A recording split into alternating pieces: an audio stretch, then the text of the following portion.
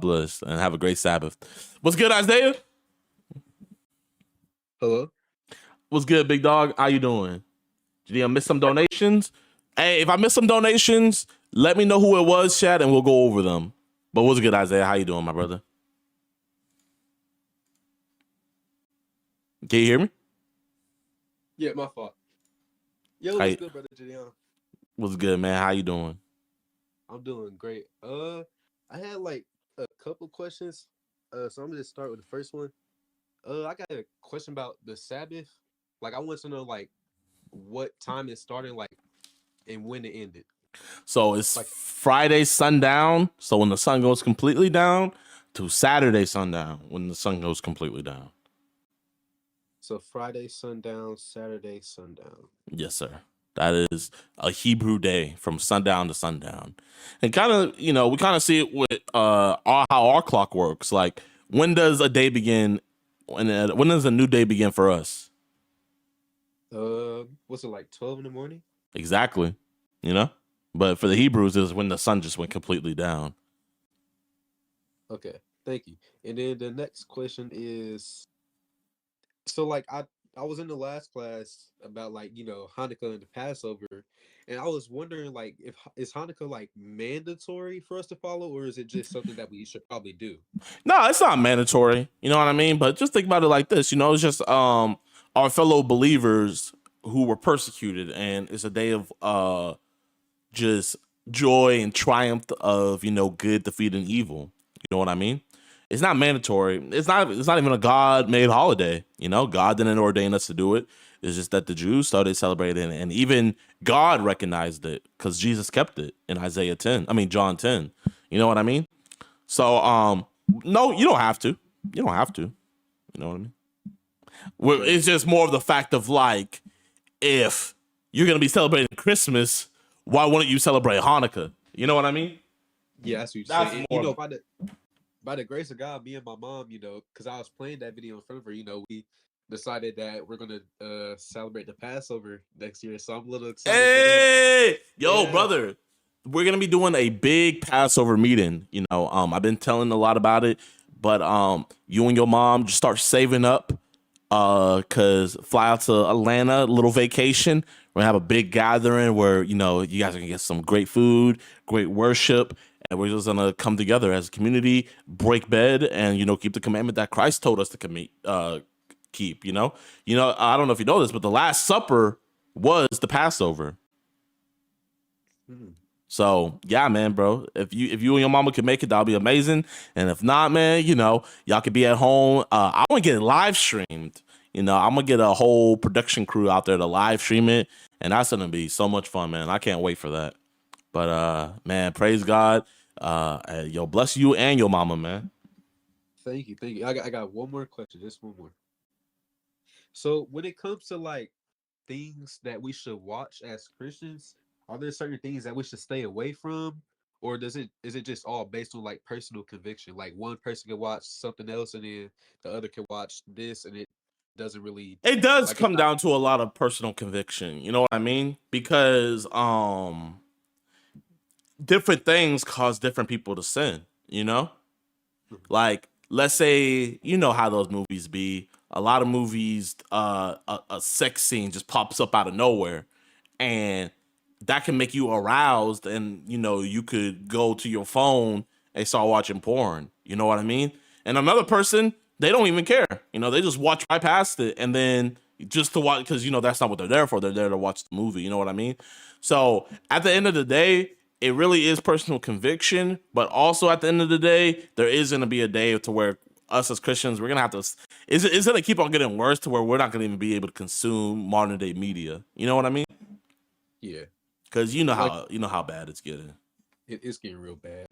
It's unfortunate, I just pray that this generation it's a revival, a spark, because it's really bad. It's unfortunate. Me personally, I'm 15. I'm in high school, sophomore, and like just going around, like it's crazy to see some people will say that they go to church and mention God, and I even seen like some people just mock pastors like for no reason, talking about, oh, they catching the Holy Ghost in church. Like people will literally mock Christianity, but like don't really want to sit down and actually think about, okay, what are they teaching?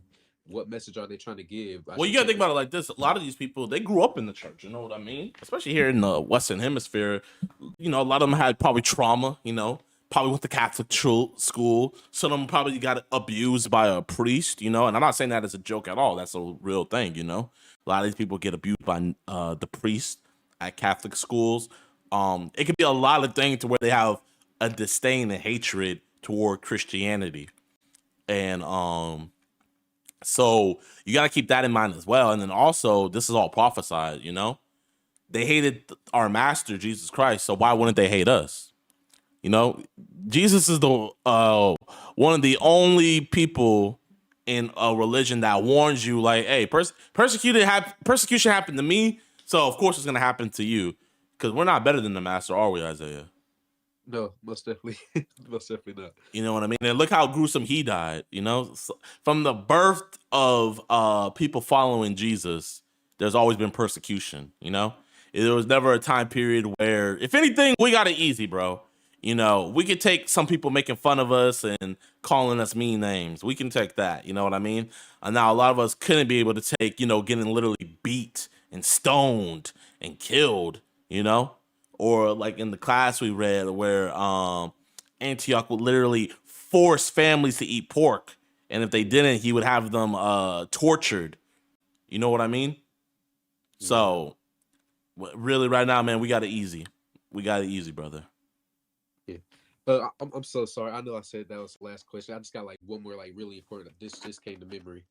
I was talking to my grandmother about like the Sabbath and eating pork and stuff like that, Hmm. and she doesn't believe me. And I know in the Bible it says, if we receive the knowledge of the truth and keep going on sinning, then there's no longer a sacrifice for us. So I was wondering if that just pertains to the knowledge of Jesus Christ or the knowledge of sin in general. Because if Knowledge of she sin in decides, general, too, brother.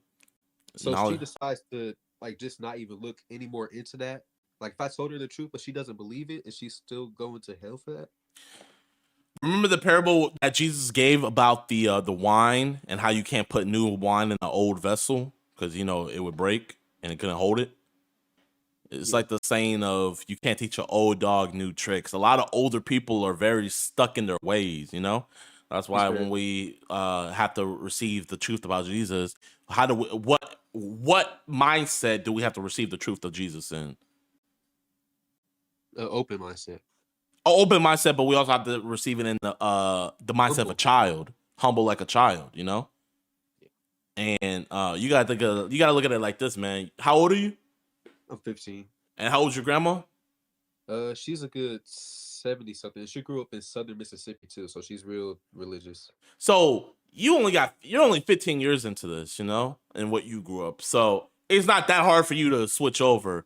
She's gone on 77 years and what she's been taught, what she's believed, what she's learned. So I'm not gonna sit up here and say it's not impossible. You know what I mean? Like a lot of us reject the truth at first. So I'm not gonna sit up here and say like it's impossible, but you know, um, it's also very possible that she can never come around because she's stuck in her ways, man. That is very possible. And the Bible talks about there's a law of ignorance in the law where if you didn't know something, you want to get judged by that. Like if you didn't know it genuinely, then you're not going to get judged by that. But you need to I'm gonna actually have brother Josh talk to you, but um yeah, man, like, you know, your grandma isn't ignorant of that fact anymore. You know what I mean? Your grandma isn't ignorant about the Shabbat. Your grandma isn't ignorant about pork anymore. And the great thing about it, she's probably heard it before too. She might have. You know, you never know. But here, I'm gonna let you talk to brother Josh about it. He can tell you better. Yeah, I'm gonna please add you do. into a call. Actually, All let right. me add him into the call. Okay.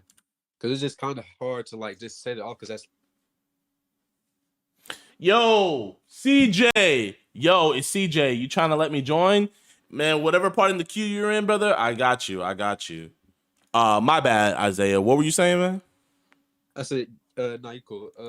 It's just kind of hard to set that aside because that's my grandmother, and I understand that I'm still doing this walk, and I do have a lot of stuff to learn, and that's kind of how she's looking at it from. But I feel like if she'll just sit down and listen to me, I can actually explain it to her like how Brother Josh explained it to us. He didn't just give us his own word, but he actually took us to the scriptures and helped us, get through it. I feel like she would just give me that opportunity. I could really Is show her. she letting you give her that opportunity, or is she writing you off? She's writing me off. She won't even really give me the chance for real. Then if she's writing you off, man, you can't force this down her throat. Like that's where Christ said, if they don't receive you, to shake the dust off your feet. It's like you tried your best, man. And trust me, bro, I know my mom's the same way, man. My mom's the same way, bro. I try to tell my mom, I try my best, but she's stuck in her ways. She really is. Like she won't even hear me out. The other day, I brought up Christmas again. Didn't want to hear me out. And it's just nothing I can do about it. And I know how much it hurts, but it's part of me kind of wish I never even told her, that she would still have that ignorance to her. But then that's her blood on my hands because I'm not telling her when I had the opportunity to. You know what I mean? So now you're relieved. You're following the gospel. You're spreading the gospel, man. And bro, I know it hurts, man. I know, but don't think that all hope is lost, man. Don't think all hope is lost. Brother Josh's mom, she didn't come around at first, and now she tunes into every Shabbat class. You know what I mean? So I don't want you to think all hope is lost. You plant the seed. Now you gotta wait for God to give the increase. But what's good, brother Josh? You're muted right now. What up? Can I be heard? Yeah. We can hear you. What's up? What's up? So I'm trying to figure out how this setup is going on. So what's going on? Like we're in a whole call and the stream can hear us. What's going on with this? Yeah, they can all hear us. Like they're raising their hand in the stage, and then I'm bringing them over, and then that's how we're doing it today until Discord fixes their stuff. Discord tripping. If I was Discord's paying for tripping. it, I'd be mad. But the brother here, him and his mom, they started keeping Shabbat, and they're also they're thinking about keeping. They said they're going to be keeping Passover next year. But he was telling me how he's tried to tell his grandma about this, but she's kind of just like writing him off. Yeah, when it comes to like the older generation, pretty much wasting your time. Although there are cases where they do get with it, but most people, that part of their life, near the end of their life, they ain't trying to make a drastic change. They don't have the energy, the openness of mind, any of that. They just comfortable where they at. I let them take their chance with what they grew up with and what they know on Judgment Day. I let them take that chance. Yeah, I guess. Man, I don't want you to feel bad, brother. You did everything you could. You did nothing wrong, but don't lose faith, man. Don't lose faith, but also don't trust me. This is like actually coming from someone that experienced it. If you try beating it down her, it's just gonna be way more problems. Real, yep. It's gonna be way more problems, and I'm telling you from personal experience, man. Do not try to beat it down her. You told her. It just is what it is, brother. There's nothing worse than a pushy Christian. Believe me. A pushy anybody who putting their religion out there. Pushy anybody. You don't want to be that. Right? You got to give people room to grow. You follow what I'm saying? Yeah. Because then again, I don't want to be trying to push. Go ahead. Because like you was saying, we could be the determined factor that pushed them away from giving their life to God, and I don't want to be that person. Yeah. Literally, yeah. It's also it's the same for Christians to be going back and forth with the same people. You know what I mean? It was a commandment when Jesus told us to dust the dirt off our feet, to shake the dust off our feet. It was a commandment, man. It wasn't a suggestion. It wasn't, think about this. You know what I mean? And you look at it, you see some people, they're going back and forth about stuff for 10 years on Facebook and all these other social media platforms. The same thing, and ain't none of them are gonna budge. Just like, what are you fighting about? You let the person know, and now you're just fighting them. You're not trying to educate them or enlighten them. You're fighting them. You know what I mean? It's no different than what the Crusaders did in the early AD when they were spreading Christianity. Yeah. They were spreading it by the sword, you know. Like sometimes it be leading to things, but let your walk and let your spirit talk. You spoke your piece, now let your spirit talk. You know, let your grandma see. Man, oh, Isaiah's moving differently now, and let her see the light shine off of you. And I promise you, one day she's gonna pull you aside and just ask you, like, what's this, man? Because it's happened to me too. It's happened to me too, man. So I don't want you to lose faith, brother. Okay. Thank you. Thank you. Thank you. Man, no problem, Isaiah. You be safe, brother. You too.